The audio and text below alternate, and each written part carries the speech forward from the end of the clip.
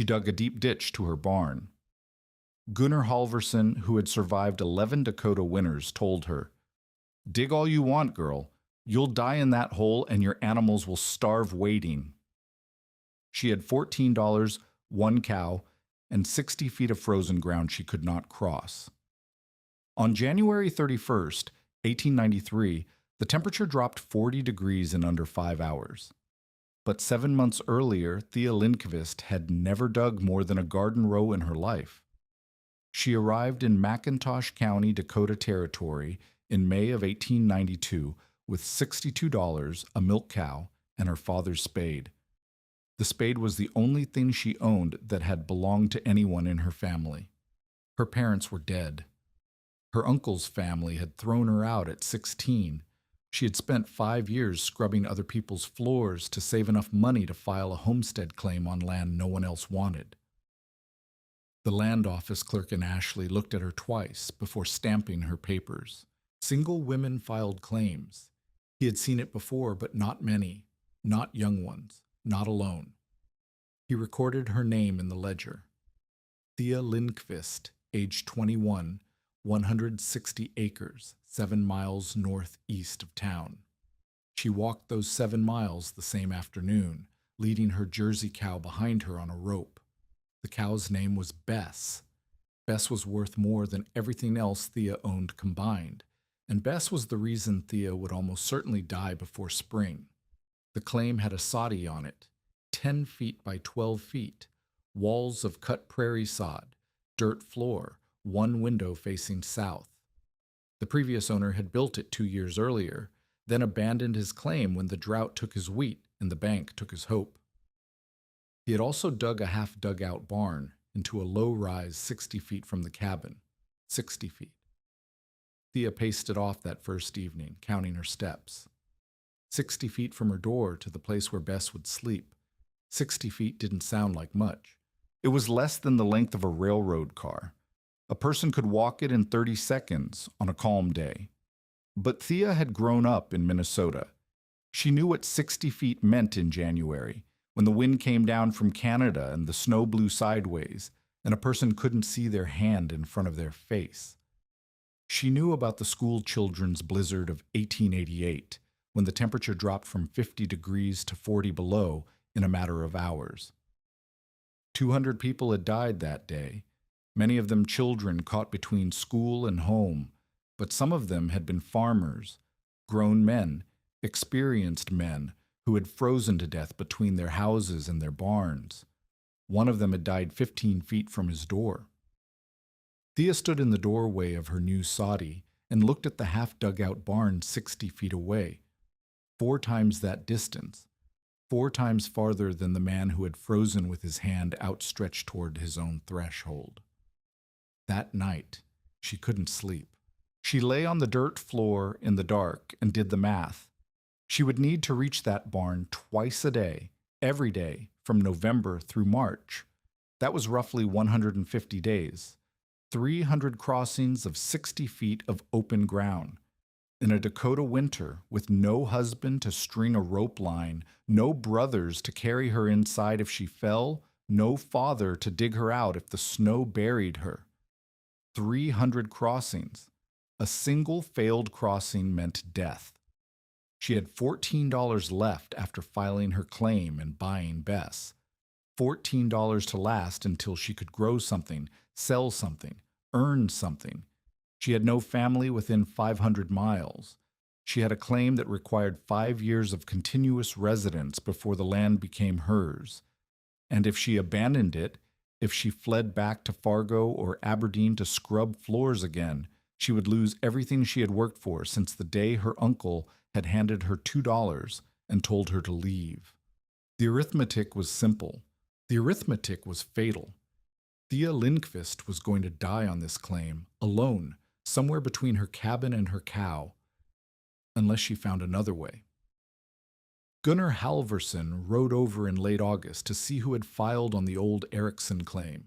He was 63 years old, Norwegian, his face like cracked leather, and his accent still thick after 3 decades in America. He had come to Dakota in 1862, when the territory was still more Sioux than settler. He had survived 11 winters. He had buried more neighbors than he could count. He found Thea splitting what little wood she had managed to gather, branches from the creek bottom, twisted and damp, barely worth burning. She had 3/4 of a cord stacked against her cabin's south wall. She needed 4 cords minimum to survive the winter, probably more. Halverson studied her soddy, her half-dug-out barn, the 60 feet of open ground between them. He studied Thea, 5'3", maybe 110 pounds after a good meal. Her dress was patched. Her boots were wearing through. Her hands were already calloused from 3 months of work that would have broken most women and many men. "You've got no rope line," he said. "I know." "You've got no husband." "I know." "You've got a cow that needs milking twice a day, and a barn you can't reach when the wind blows." Halverson shook his head slowly. "I've buried 2 neighbors who froze between house and barn. One of them was 30 feet from his door.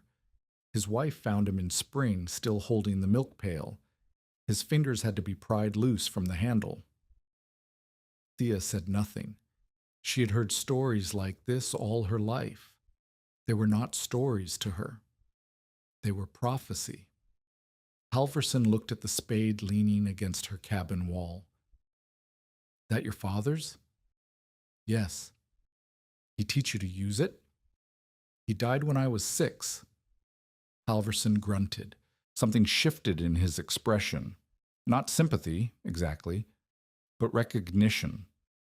He had seen too many people arrive in Dakota with hope and leave in boxes.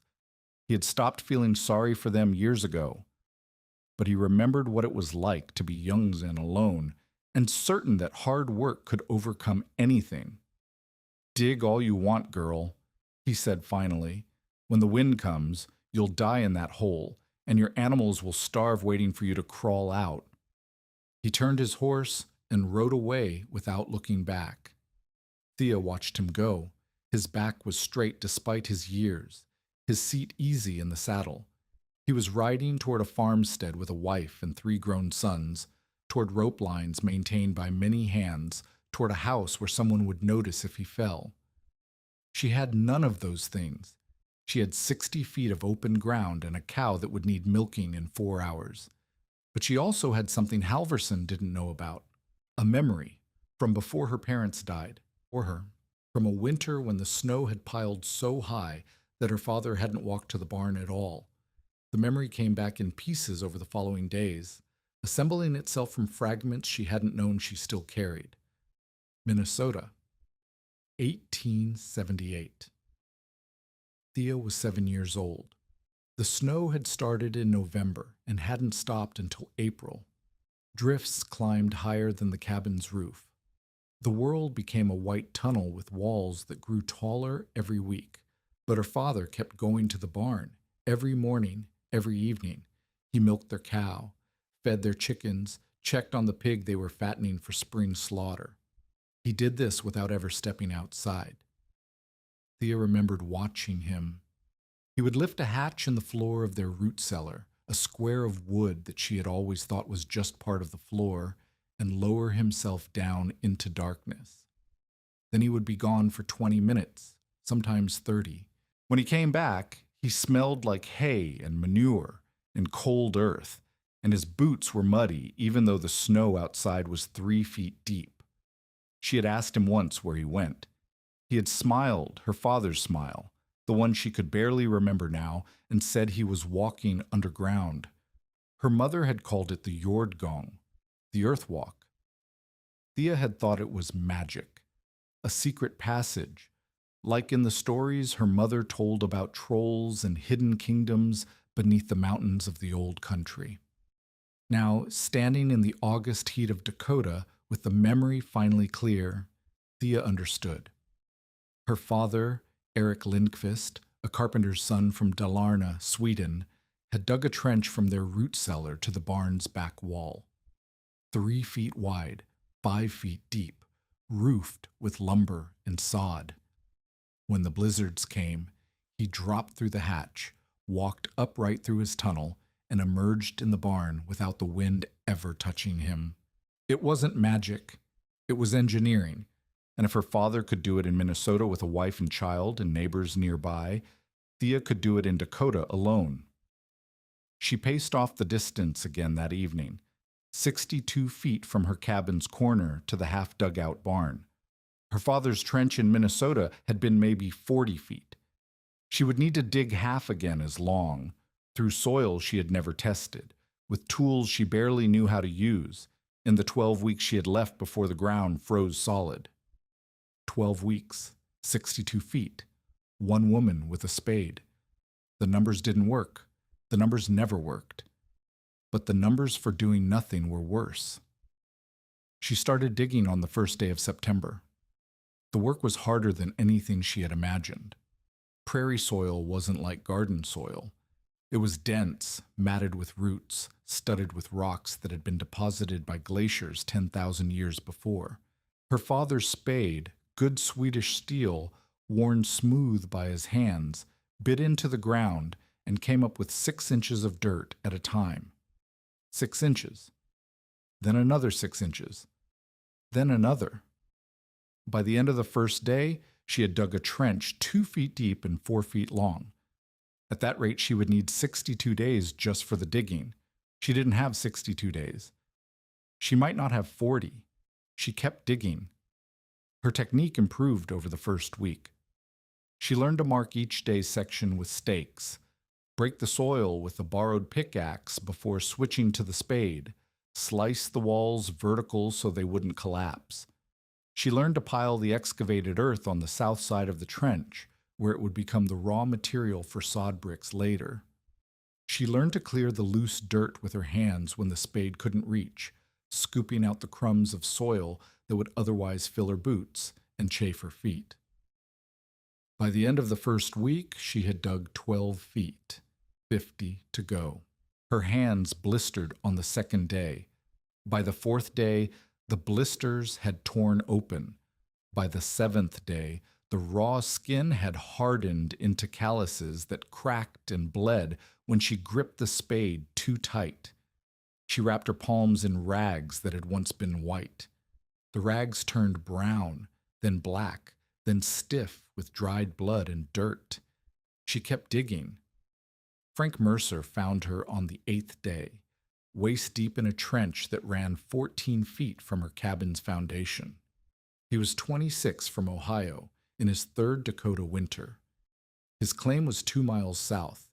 He had stopped by to see if she needed help, the way neighbors did on the frontier, and what he found was a woman standing in a hole. "What in God's name are you doing?"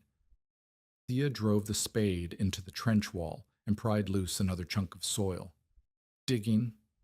"I can see that." "Digging what?" "A passage to the barn." Mercer looked at the half-dugout 60 feet away, then at the trench, then at Thea. "You're going to dig an underground tunnel. 60 feet. By yourself. 62 feet. And yes. Before winter." "Yes." Mercer took off his hat and rubbed his forehead. Thea had seen this gesture before, the gesture of a man trying to find polite words for an impolite thought. "Miss Lindqvist, I've seen men dig root cellars. Good men, strong men, men who've been working the land all their lives. A root cellar is maybe 8 by 10 feet, 6 feet deep. Takes 2 men a full week. You're talking about..." He paused, calculating. "You're talking about 5 or 6 root cellars laid end to end." "I know what I'm talking about." "Do you? What happens when it fills with water? When the spring melt comes and your passage turns into a creek?" Thea pointed at the slight slope of the ground. "Grade runs toward the barn. Barn's a half dugout, it already drains. Water will flow that direction, not back toward the cabin." "And what happens when the roof caves in? When you're walking through and a ton of dirt buries you alive?" "The roof will be sawed over poles, same construction as this cabin, same as every soddy in the territory. Sod roofs don't cave." Mercer shook his head. He wasn't angry, not yet. He was bewildered. The way people became bewildered when they encountered something that didn't fit their understanding of the world. What happens when the ground freezes before you finish? You know as well as I do, ground's going to be hard as iron by mid-October. You won't be able to dig another inch after that. Thea looked at him. She was covered in dirt, her hair tied back with twine, her dress caked with soil so thick it had changed color. She had been digging for 8 days. She had 50 feet to go, and maybe 40 days to do it. "Then I'd better dig fast," she said. She turned back to the trench and drove the spade in again. Mercer rode away, but his questions stayed. They circled in Thea's mind while she dug, pecking at her confidence like crows at a carcass. What if the roof did collapse? What if the grade wasn't enough to drain the water? What if she hit rock, or a spring, or soil so dense that no spade could penetrate it? What if she was wrong about all of it? She had been 7 years old the last time she saw her father's tunnel. 7 years old, watching from above while her father disappeared into the earth and emerged in the barn. She had never been inside it. She had never seen how it was built. She was constructing her passage from a child's memory of something she barely understood. But the alternative was worse. The alternative was Halverson's prediction: dying in the snow, 40 feet, or 30 feet, or 15 feet from a door she couldn't find. The alternative was rope lines that iced over and snapped, leaving her blind in a whiteout with nothing to guide her home. The trench was a gamble, but it was her gamble, her choice, her chance. She kept digging. The word spread to Ashley by the middle of September, a woman alone digging a tunnel to her barn. The Norwegian families, the Halversons, the Bergens, the Kjeldals, heard and said nothing. They had seen strange things survive on the prairie and conventional things fail. They knew better than to predict what would work and what wouldn't. The Americans were less circumspect. In the general store, at the post office, at the Sunday services Thea never attended, she became a story people told to pass the time. That Swedish girl's digging her own grave out there. Heard she talks to herself while she works, talks to the dirt, like it's listening. No man'll marry her now. Who wants a wife that crawls underground like a snake? Thea heard fragments of this gossip from Mercer, who rode by once a week to check on her progress. He reported what people said without endorsing it, though his expression made his concerns clear. He didn't think she was crazy. He thought she was desperate, which was worse. "You could come to services," he said once. "Show people you're not as strange as they think." "I don't have time for services." "Then at least stop digging on Sundays. It doesn't look right." Thea pulled another spadeful of earth from the trench floor.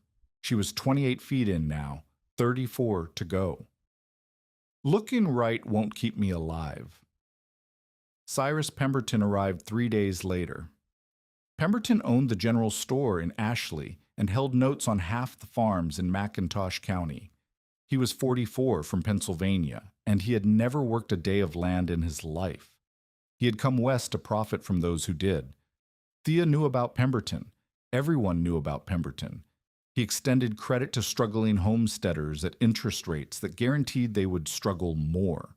When they couldn't pay, he took their claims. Claims with improvements already made, cabins already built, wells already dug, and sold them to new arrivals at 3 times what he had paid. He had acquired 3 farms this way in the past 2 years. The drought had been good to Cyrus Pemberton. He found Thea in her trench, 29 feet deep now, her hands wrapped in rags that were more blood than cloth. "Miss Lindqvist." He didn't dismount from his horse. "I hear you're building a cave." "A passage." "I see." He surveyed the trench, the pile of excavated earth, the cottonwood poles stacked nearby. "Do you know what they're saying in town?" Thea kept digging. "I don't go to town." "They're saying you've lost your mind. Digging like a gopher while winter comes. They're taking bets on whether you'll be dead by Christmas or just gone. The spade struck a rock. Thea worked around it, pried it loose, tossed it onto the spoil pile. Which did you bet on? Pemberton's face darkened. I don't bet, Miss Lindquist. I calculate. And a woman alone on a quarter section, digging herself a grave instead of finding a husband or building up credit for the supplies she'll need to survive, that's not a bet. That's a certainty. Your certainty, not mine. Let me make you an offer. Pemberton leaned forward on his saddle horn. I'll extend you a line of credit. $50. Enough for firewood, flour, salt pork, everything you need to get through winter proper. You can pay me back after harvest next year, with interest, of course.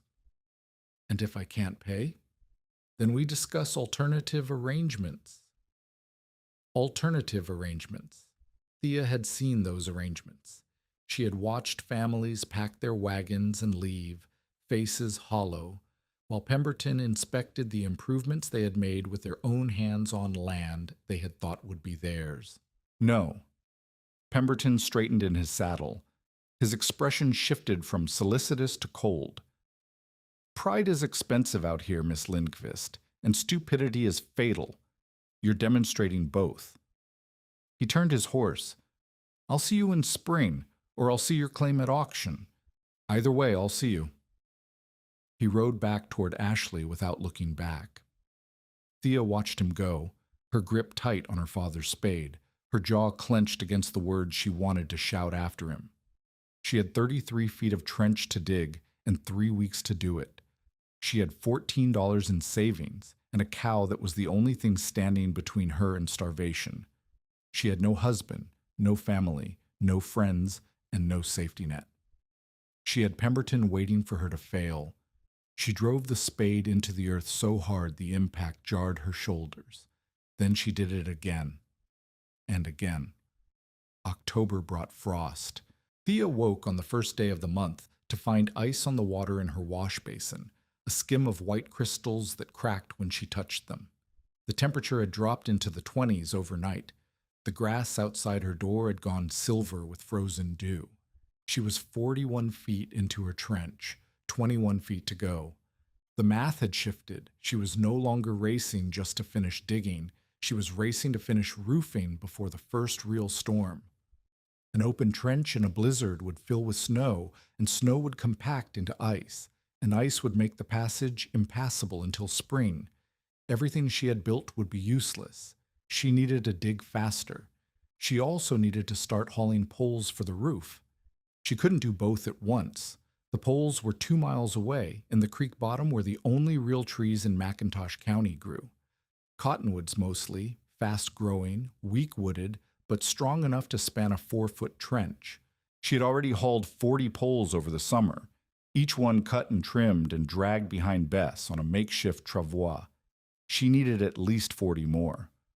On October 2nd, she walked to the creek at dawn, cut 6 poles with her hand axe, hitched them to Bess, dragged them back to the claim. The work took until noon. That afternoon, she dug 1 foot of trench. The next day, the same. Cut poles in the morning. Dig in the afternoon. Rest, if she could call it rest, at night. Her body was forgetting what it felt like to not hurt. Her shoulders ached constantly. Her lower back seized up when she bent wrong. Her hands bled through the rags every night. By October 10th, she was 49 feet in, 13 to go. By October 10th, she weighed 97 pounds. She had been 112 when she arrived in May. Mercer rode by that afternoon and found her sitting on the edge of her trench, staring at the dirt wall in front of her. He dismounted and walked over, his boots crunching on the frost-killed grass. Miss Lindquist. She didn't respond. Thea? She looked up. Her face was gaunt, her eyes shadowed, her cheekbones sharp beneath skin that had lost its summer color. She looked like a woman twice her age. She looked like her mother had looked at the end. I'm fine, she said. Just resting. When did you eat last? She had to think about it. Yesterday, I think, I had milk and some bread. Mercer walked to his horse and pulled a bundle from his saddlebag. A cloth wrapped around something solid. He handed it to her. Smoked pork from our last hog. My wife wanted you to have it. Thea unwrapped the bundle. The smell of the meat hit her, and her stomach clenched so hard she almost doubled over. She hadn't realized how hungry she was. She hadn't let herself realize. I can't pay for this. Didn't ask you to. Call it a trade. A trade for what? For teaching me how you're building this trench. My wife's been after me to dig a passage to our chicken coop. Says if your idea works, she wants one too. Thea looked at the pork in her hands, then at Mercer, then at the 13 feet of trench she still had to dig. Your wife thinks it will work? My wife thinks you're the most stubborn woman she's ever heard of, and she's from a long line of stubborn women. Mercer almost smiled. She says if anyone can make a crazy idea work through pure hard-headedness, it's you. Thea ate 3 bites of the pork before she could stop herself. The salt and fat exploded on her tongue. She hadn't tasted meat in 2 weeks. Thank you, she said. Tell your wife thank you. Tell her yourself when winter's over and you're still alive. On October 11th, at 59 feet, her spade hit something that wouldn't move. She dug around it, probed with her pickaxe, tried to find an edge. There was no edge. The obstacle extended across the entire width of her trench, a tangle of wood and rock and compacted soil that had once been the root system of a long-dead cottonwood. The tree had stood here decades ago, maybe longer. It had died and fallen and rotted away, leaving nothing visible above ground. But beneath the surface, its roots had hardened into something like stone, a latticework of dead wood and mineral deposits that her spade couldn't penetrate. She couldn't dig through it. She couldn't dig around it. That would add days to the work and throw off her alignment with the barn. She had to chop through. Her axe was too light. The blade bounced off the roots without cutting. She borrowed Mercer's heavier axe and spent 2 days hacking at the obstruction, her arms aching, her shoulders screaming, her hands so raw that she left bloody prints on the axe handle. On October 13th, she cut through the last root. She cleared the final 3 feet of trench that afternoon, working in a frenzy of exhaustion and relief. 62 feet of open passage, running from her cabin's corner to the back wall of the barn. Done. Now she had to roof it before the first storm. The roofing went faster than the digging, but not fast enough. She laid the first poles on October 14th, 6-inch cottonwoods, spaced 2 feet apart across the width of the trench. The poles were heavy and awkward, and lifting them into position strained muscles she didn't know she had. But they went down one by one, solid and level, strong enough to hold the weight of what came next. Willow brush between the poles. She had cut bundles of it in September, stripped from the creek bottom thickets, flexible enough to weave together into a mat that would hold the sod in place. She laid the brush perpendicular to the poles, overlapping each bundle, creating a lattice that would bear the load of the earth above. Canvas over the middle section. $3 for a 20-foot roll, nearly half her remaining money, but worth it for the waterproofing. The canvas went down on October 17th, weighted at the edges with stones. The rest of the roof would be grass and sod alone. She cut the sod bricks from the excavated earth pile, 2 feet long, 1 foot wide, 4 inches thick. Each brick weighed close to 50 pounds. She lifted them one at a time, carried them to the trench, laid them grass side up on top of the willow brush. 1 brick, then another, then another. By October 20th, half the roof was done. On October 22nd, she woke to find the temperature at 28 degrees. The ground had hardened overnight. When she drove her spade into the spoil pile to cut more sod, the blade barely penetrated. The freeze was coming. She worked through that day and the next, cutting bricks while she still could, racing the cold. By October 25th, the final sod layer was in place. The trench was covered from end to end, a low mound of earth and grass that already looked like it had always been there. 3 more days to build the entrance hatch, a wooden frame with a sod-covered door, hinged with leather straps cut from an old bridle. She positioned it at the cabin end of the passage just outside her door, where she could reach it without walking more than 3 steps into the wind. On October 28th, she descended through the hatch for the first time. The passage was dark, narrow. It smelled of fresh earth and damp roots, the scent of something living and buried at the same time. The walls pressed close on either side. The ceiling was low enough that Thea could touch it without fully extending her arm. She could stand upright, barely.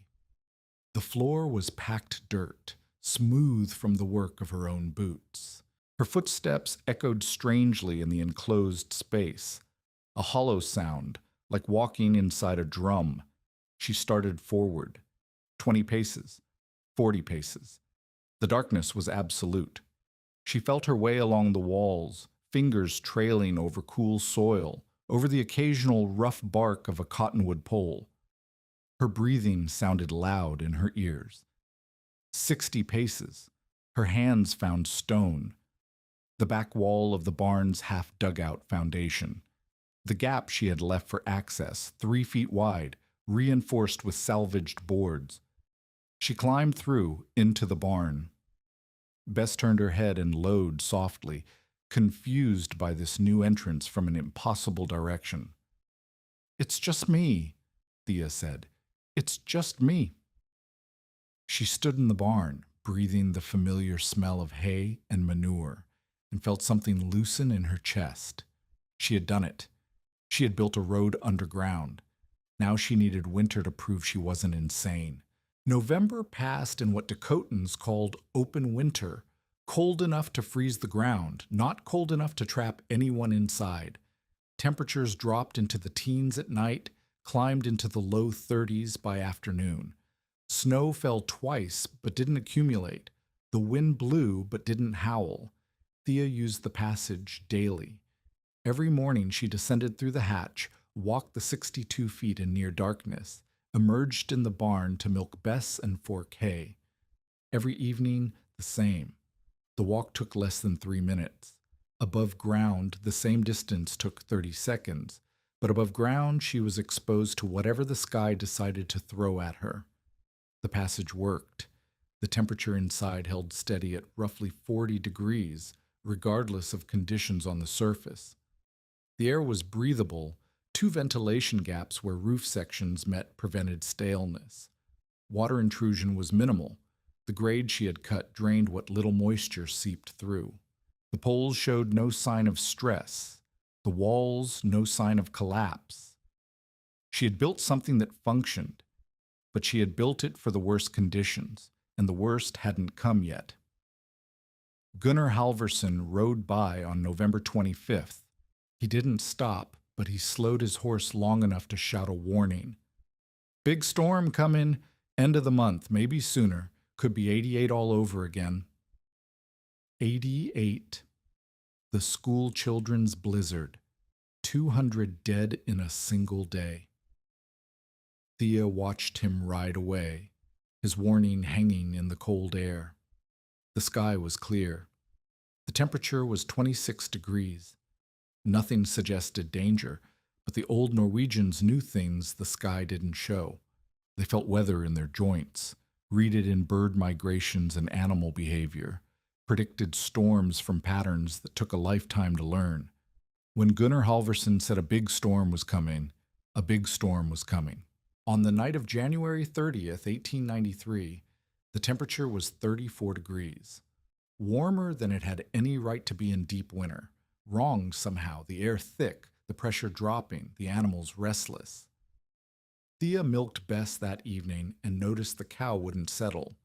She kept stamping her hooves, turning circles in her stall, making sounds Thea had never heard from her, low, uneasy sounds that were almost like questions. Easy, girl. Easy. But Bess wouldn't be calmed. Something had unsettled her, something she could sense, and Thea couldn't. Thea finished her chores and walked back through the passage, emerged through the hatch, stood in the doorway of her cabin and looked up at the sky. The stars were bright, too bright somehow. The air was too still. At 11 o'clock, she checked the sky again. By midnight, there were no stars. The sky had filled with something black and moving, a wall of cloud that had swallowed the horizon in less than an hour, and the temperature had already fallen 9 degrees. The storm hit at 3 in the morning. Thea woke to a sound she had never heard before, a shriek that seemed to come from everywhere at once, a continuous roar that vibrated through the sod walls and shook dirt loose from the ceiling onto her blanket. For a moment, in the darkness, she didn't know what it was. Then she understood. Wind, but not ordinary wind. This was something else, something alive and furious, something that wanted in. She lit her lamp with shaking hands and looked at the small window facing south. It had frosted over completely, not the delicate patterns of a normal cold night, but a solid sheet of white, opaque and thick. She couldn't see through it. She couldn't see anything. The temperature inside her cabin had dropped. She could see her breath in the lamplight, a plume of vapor that told her the fire in her stove had died sometime in the night. She had banked it carefully before bed, but the cold had overwhelmed it. She crossed to the door. The latch was frozen. She had to slam her palm against it 3 times before it gave. When she cracked the door open, just an inch, just enough to see, the wind caught it and ripped it from her hand. The door slammed against the inside wall with a crack like a gunshot.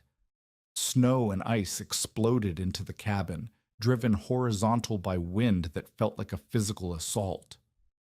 Thea threw her weight against the door, fighting to close it, her bare feet sliding on the dirt floor. The wind pushed back. For 3 seconds, 4, 5, she wasn't sure she would win. Then the door slammed shut and she dropped the bar into place, gasping. She had seen nothing outside, not her barn, not her woodpile, not the ground. Only white, moving, screaming, howling white that had no top or bottom or sides. The temperature had been 34 degrees when she went to bed. The thermometer nailed to her cabin wall now read 14, 20 degrees in less than 4 hours, and the storm was just beginning. She built the fire back up, hands trembling, feeding it, kindling, and then larger pieces until the flames caught and held. The cabin warmed slowly, 40 degrees, then 45, then 50. Survivable. She could stay here, huddled by the stove until the storm passed. Then she heard it. Through the shriek of the wind, through the walls of her soddy, through everything that should have made the sound impossible to hear, Bess was bellowing, not the normal lowing of a hungry cow waiting for her morning grain. This was something else. A sound of pain, a sound of fear, a sound that Thea had heard once before, years ago, when a neighbor's cow had twisted its gut and died screaming in the night. Bess was in trouble. Thea stood frozen by the stove, her mind racing through the possibilities. Bloat, twisted gut. Early labor, Bess was due to calve in late February, but animals didn't always follow schedules. Any of these could kill a cow in hours. Some could kill in minutes. She had to reach the barn. Above ground, the barn was 60 feet away. 60 feet of whiteout, of wind that would knock her off her feet, of cold that would freeze exposed skin in under 2 minutes. She would be blind the moment she stepped outside. She would be dead before she made it halfway. But she didn't have to go above ground. Thea pulled on every piece of clothing she owned. 2 dresses, layered. Her winter coat, patched and thin, but better than nothing. a wool shawl wrapped twice around her head and neck, 2 pairs of stockings, boots stuffed with hay for insulation, gloves that had holes in 3 fingers covered by mittens that had holes in 2 more. She wrapped a scarf around her face, covering everything but her eyes. She looked like a walking pile of rags. She felt like one too. She lifted the hatch. The passage below was dark, but the darkness was different from the darkness above. Quieter, stiller. The moment Thea lowered herself through the hatch and pulled it closed above her, the storm vanished. Not completely, she could still hear it, a distant moan that vibrated through the earth. Felt more than heard. But the shrieking wind was gone. The driving snow was gone. The killing cold was gone. She stood in her underground road, breathing air that smelled of soil and roots, air that was cold but not deadly. Her thermometer in the cabin had read 14 degrees. Down here, in the earth, the temperature held steady at what it had always held, somewhere near 40. The difference between frostbite in minutes and survival for hours. She started walking, 20 paces. Her hands trailed along the walls, feeling the cool soil, the occasional root, the rough bark of cottonwood poles overhead. The darkness was absolute. She had left her lamp in the cabin. She would need it in the barn, not here, and without it, she could see nothing. 40 paces. Her boots echoed strangely in the enclosed space. Her breathing sounded loud in her ears. She could feel her heartbeat in her temples, too fast, driven by fear and exertion and the knowledge of what waited at the other end. 60 paces. Her hands found stone, the barn's back wall, the gap she had reinforced with salvaged boards. She climbed through, her skirts catching on a nail, tearing loose with a sound that seemed too loud in the darkness. She was in the barn. Bess stood in her stall, her sides heaving, her eyes wild and white-rimmed in the light of the lamp Thea had cached here for exactly this reason. The cow's abdomen was distended, swollen outward on the left side, tight as a drum, pressing against her ribs in a way that looked wrong, deeply, frighteningly wrong. Bloat. Thea recognized it now. The rumen, the largest of a cow's 4 stomachs, had filled with gas, probably from frozen hay that had fermented instead of digesting properly. The gas had nowhere to go. The pressure was building. If Thea couldn't relieve it, Bess would die. She had seen her uncle treat bloat once, years ago, when she was still living with his family. The memory surfaced through her exhaustion. Walk the cow to keep things moving. Massage the left flank where the rumen pressed against the body wall. And if nothing else worked, if the pressure kept building, puncture the rumen with a trocar to release the gas. She didn't have a trocar. She had a knife. Thea grabbed Bess's halter and pulled her forward, forcing the cow to move, to walk in circles inside the tiny barn. Bess resisted at first, her legs stiff with pain, but Thea kept pulling, kept talking, kept her voice steady even when her hands were shaking. "Come on, girl. Come on. Walk with me. That's it. That's it." Around and around. The wind howled outside, the temperature dropping further, and Thea walked her cow in circles while the world tried to freeze them both. She pressed her palm against Bess's left side, feeling the tightness, massaging in firm circles the way she remembered her uncle doing. 1 hour, 2 hours. At 4:30 in the morning, Bess released a burst of gas, a sound like tearing canvas, a smell that made Thea's eyes water. The cow's sides began to recede. The immediate danger was passing. But it wasn't over. Bloat could recur. Bess needed monitoring, needed warmth, needed someone with her to prevent a relapse. And outside, the storm had grown worse. Thea looked at the gap in the barn's back wall, the entrance to her passage, her road home. She could go back to the cabin, rest by the fire, wait for the storm to break. That was the sensible thing to do. But if she left and the bloat returned, Bess would die alone in the dark. And Bess was her food supply, her labor, her only companion on this claim, her future. Thea sat down in the hay next to her cow and prepared to wait. The storm raged for 31 hours. Outside, the world ceased to exist. Visibility dropped to zero, not reduced visibility, not poor visibility, but nothing. A person standing on Thea's doorstep would not have been able to see their own feet. The wind sustained 50 miles per hour with gusts to 65, strong enough to knock a grown man off his feet, strong enough to drive snow through gaps in walls that had seemed solid. The temperature fell through the teens, through 0, through 10 below, 20 below. By noon on January 31st, the temperature outside Thea's cabin was 31 degrees below 0. With the wind, the effective temperature was closer to 60 below. Exposed skin would freeze in 90 seconds. A person caught outside would be dead in minutes. Thea stayed in the barn until noon, monitoring Bess, feeding her small amounts of water, keeping her walking when the bloat threatened to return. Then, when she was sure the immediate crisis had passed, she walked back through her passage. 62 feet, 3 minutes, 40 degrees. She emerged through the hatch into a cabin that had grown cold again. Her fire had died while she was gone.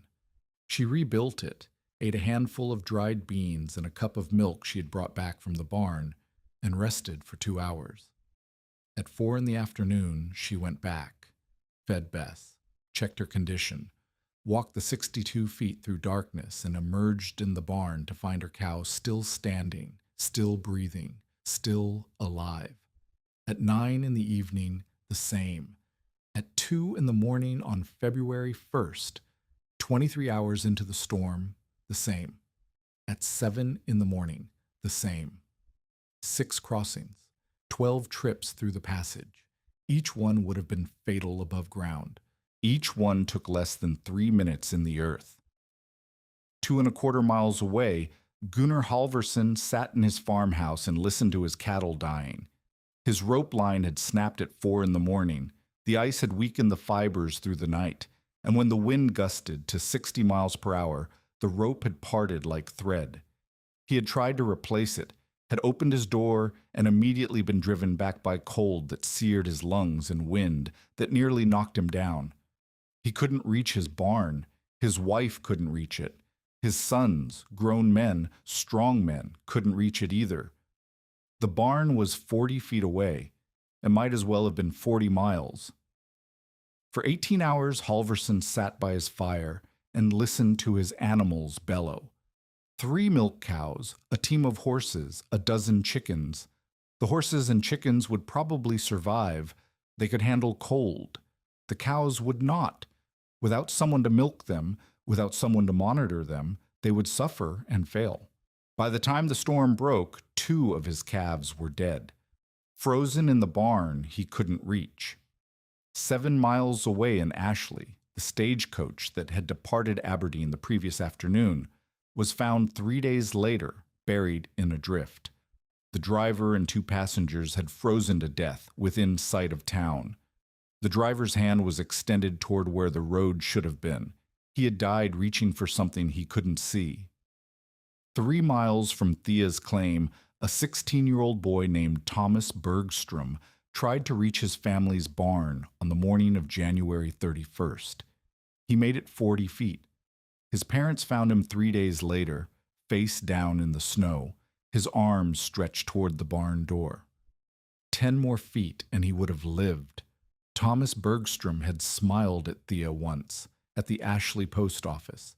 A shy smile from a boy who didn't know how to talk to girls. She hadn't known his name then. She learned it later when they carved it on his headstone. The storm broke on the morning of February 2nd. Thea emerged from her cabin at dawn to a world transformed. The snow had drifted 8 feet high against her north wall, burying her woodpile completely. The path she had worn between her door and the passage hatch was gone, filled with snow that came up to her waist. The sky was blue and clear and utterly still, as if the fury of the past 31 hours had never happened. She was standing in her doorway, squinting against the glare of sun on snow, when a rider appeared on the eastern track. Frank Mercer. She recognized his horse before she recognized him. He was wrapped in so many blankets and scarves that he looked like a moving haystack. He rode slowly, his horse picking its way through drifts that reached its chest in places. "Miss Lindqvist!" His voice cracked. He sounded like he had been shouting her name for a while. "You're alive." "Why wouldn't I be?" Mercer pulled up his horse and stared at her. His face was strange, pale beneath the weathering, his eyes too wide. "The Bergstrom boy," he said. "Thomas. He tried to reach their barn yesterday morning.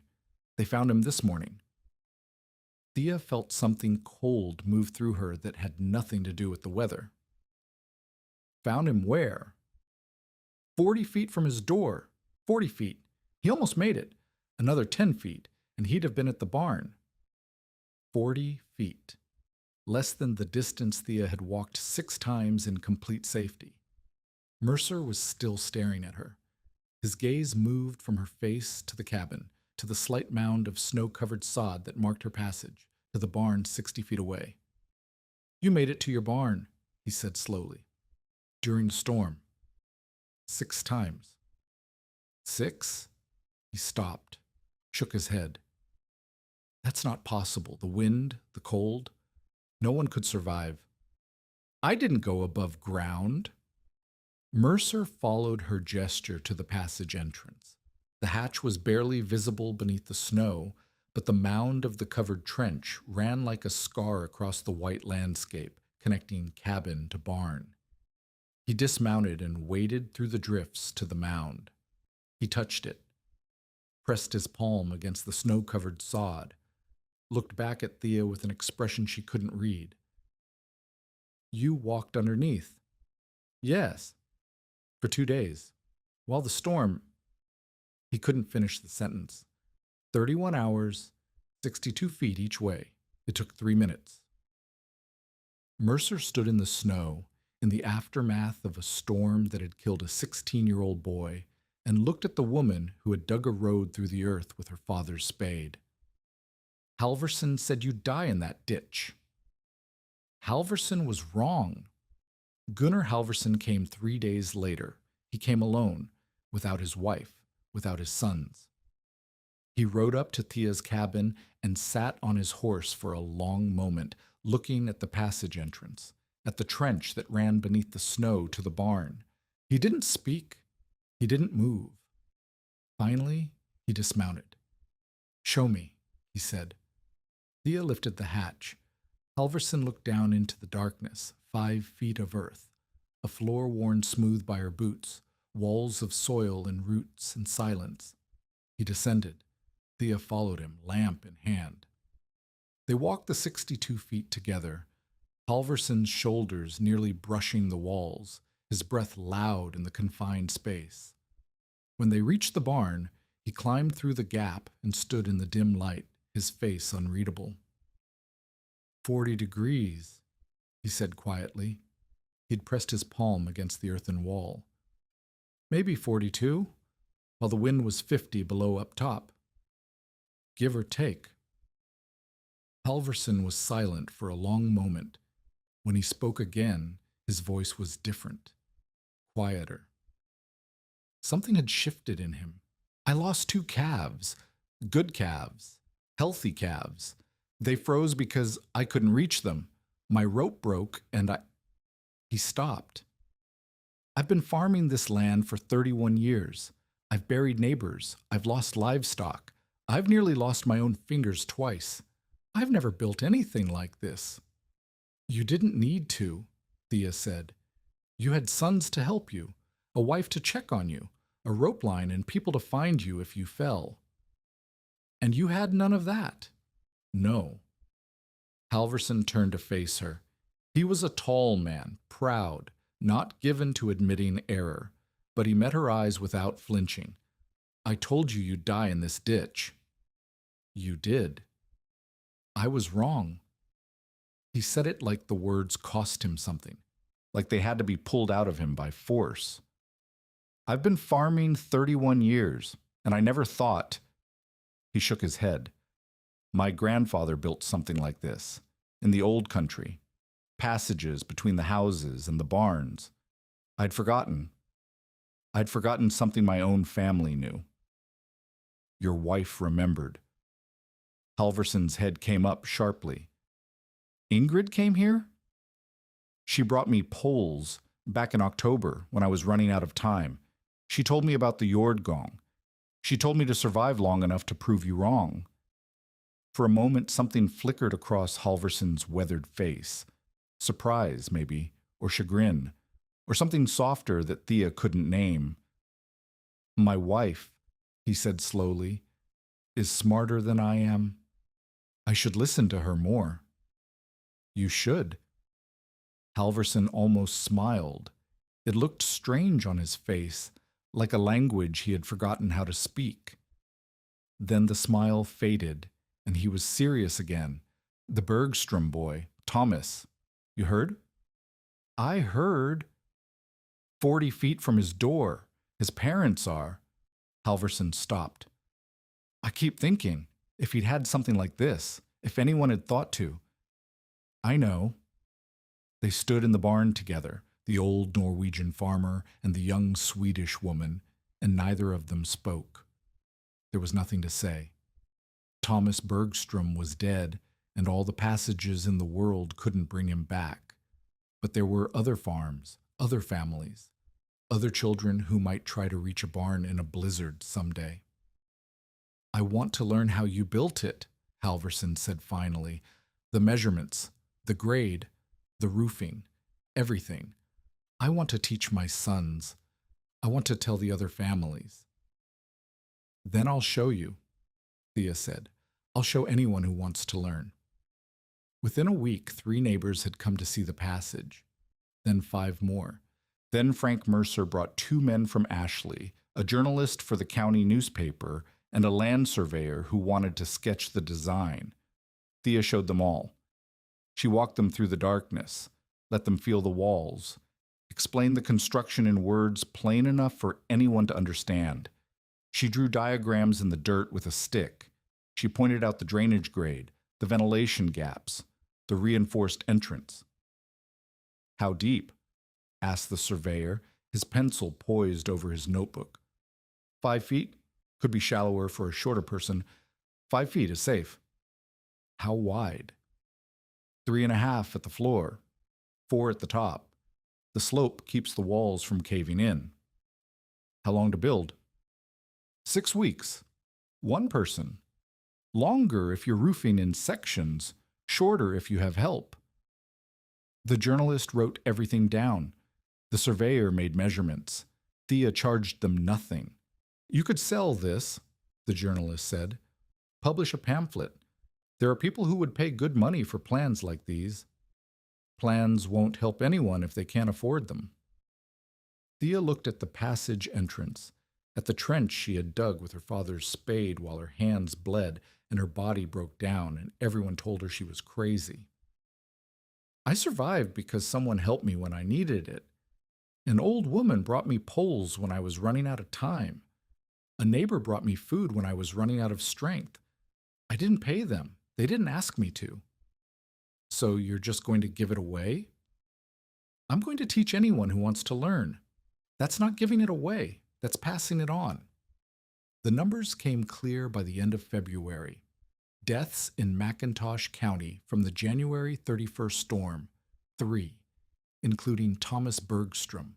Livestock losses across the county, 147 animals, cattle, pigs, chickens, frozen in barns their owners couldn't reach. Property damage from inability to access outbuildings during the storm, estimated $1,200. Thea Lindqvist's losses, 0. She had crossed her passage 6 times during the storm.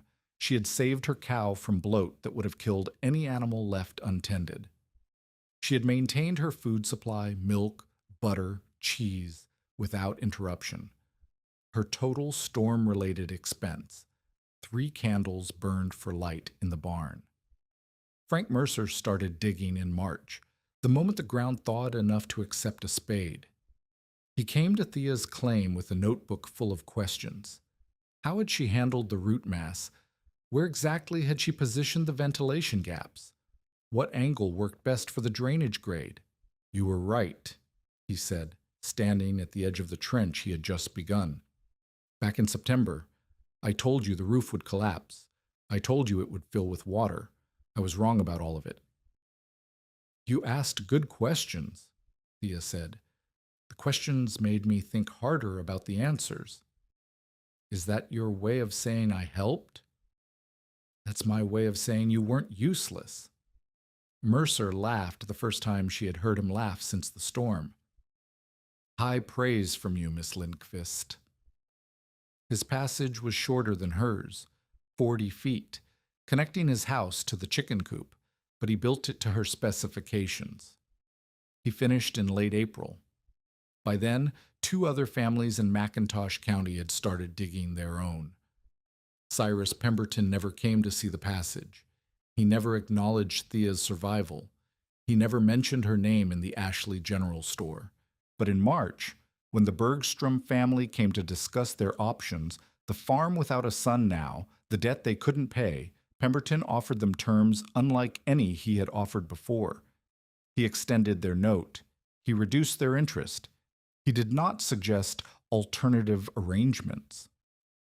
Word got around. Pemberton had softened, people said. The storm had changed him somehow. He still charged interest, still held notes, still made money from other people's struggles, but he had stopped circling the weak like a vulture waiting for something to die. He never admitted Thea had been right, but he stopped betting on her failure, and maybe that was admission enough. By the time the last snow melted in April, Thea had walked her passage over 100 times. The floor was worn smooth as a road. The walls had settled into something permanent, solid, real.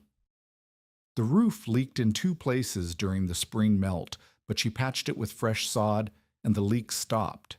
She had survived her first winter alone in Dakota. She had proved up another year on her claim. She had 4 years left until the land was legally hers. She had also, without intending to, become something she had never expected, a teacher, a source, a person that other people came to with questions, with problems, with hope that maybe their own impossible situations had solutions too. She hadn't asked for that. She had just wanted to survive. But survival, it turned out, was contagious. Show one person that an impossible thing could be done, and suddenly other people started believing their impossible things might be possible too. The passage had saved her life. Now she had to build a life worth saving. She had 4 years to do it. 4 years of Dakota winters, Dakota summers, Dakota wind and drought, and grasshoppers, and loneliness. 4 years of milking Bess, and hauling water, and cutting wood, and fighting the land for every inch of survival. 4 years. She could do 4 years. She had already done the hardest part. She had proved Gunnar Halvorson wrong. By 1895, at least 23 covered passages had been built in south-central Dakota, nearly all based on Thea's design. The method spread through the county like a seed carried on the wind. No one sold it. No one patented it. No one claimed ownership of an idea that had come from the earth itself. Neighbors taught neighbors. The Ashley Pioneer published Thea's construction guide in its April 1893 edition, and 3 other county newspapers reprinted it within the year. A homestead association in neighboring Dickey County added covered passage construction to its official list of recommended improvements for new filers. Thea herself dug 2 more passages that first year, one to her chicken coop, another to a new woodshed she built in the summer of '93. She taught the technique to any woman who asked, and to several men who swallowed their pride long enough to learn from someone half their age and half their weight. She never charged a penny. I survived because an old Norwegian woman helped me, she told Ingrid Halvorsen one afternoon when Ingrid rode over to see the second passage taking shape. She showed up with poles when I had nothing left. The least I can do is help someone else the same way. Thea Lindqvist proved up her claim in 1897 and received her patent to 160 acres of McIntosh County soil, land she had watered with sweat and saved with a spade. She married Frank Mercer in 1899. He moved on to her claim, not the other way around. They raised 2 children in the soddy she had defended alone and buried one, a daughter who lived 3 days, born in the winter of 1903. Thea expanded her original passage twice over the decades, adding branches to new outbuildings as the farm grew. The last one she dug herself at age 50 in 1921. Her sons offered to do it for her. She told them she needed the exercise. Thea Lindqvist Mercer died in 1941 at the age of 70. She was buried in the Ashley Cemetery, 2 rows over from the boy who had smiled at her once in the post office, Thomas Bergstrom, who had frozen 40 feet from his barn door in the storm she had survived below ground. On January 31st, 1893, the temperature dropped 40 degrees in under 5 hours. The wind hit 50 miles per hour before dark. Gunnar Halvorsen had told her plainly, "Dig all you want, girl. When the wind comes, you'll die in that hole, and your animals will starve waiting for you to crawl out." The wind came. It came with fury and speed and killing cold, and it took Thomas Bergstrom and 2 stagecoach passengers and 147 animals across McIntosh County. But it did not take Thea Lindqvist. She descended through her hatch, walked 62 feet in darkness, and emerged in her barn to save her cow's life. She made that crossing 6 times in 31 hours, while the world above her tried to end. The earth held 40 degrees while the surface fell to 31 below. The walls she had dug with her father's spade held firm while the wind screamed overhead. Halvorsen was wrong. The ditch did not become her grave. It became her road, and the road of 23 other families who learned that the earth itself could be shelter if you were willing to dig deep enough to find it. She had arrived in Dakota with a spade and $14. She survived with 5 feet of dirt and 62 feet of darkness. The passage is still there, beneath the snow, beneath the grass, beneath the farm that someone else owns now. The roof has fallen in. The walls have softened. But if you know where to look, you can still see the shape of it, a shallow depression running from where the cabin stood to where the barn once sheltered a Jersey cow named Bess. A road underground, a woman's answer to an impossible question. The earth remembers.